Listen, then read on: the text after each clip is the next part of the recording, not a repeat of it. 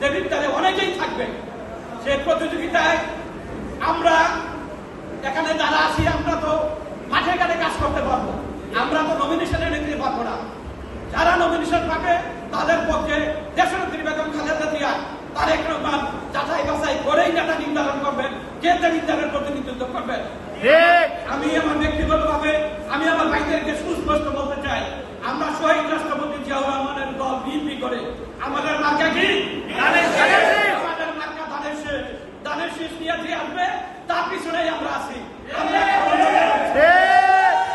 আরেকটি কথা সুস্পষ্ট বলতে চাই, আমাদের জনাব তারেক রহমান বলেছেন বিগত 16 বছর আন্দোলন সংগ্রামে মাঠে যারা ছিল, বিশেষ করে এই 5ই আগস্টের আগে যারা আন্দোলন সংগ্রামে ছিলেন, যারা হামলা মামলা শিকার হয়েছে তাদেরকে নমিনেশন দিবেন।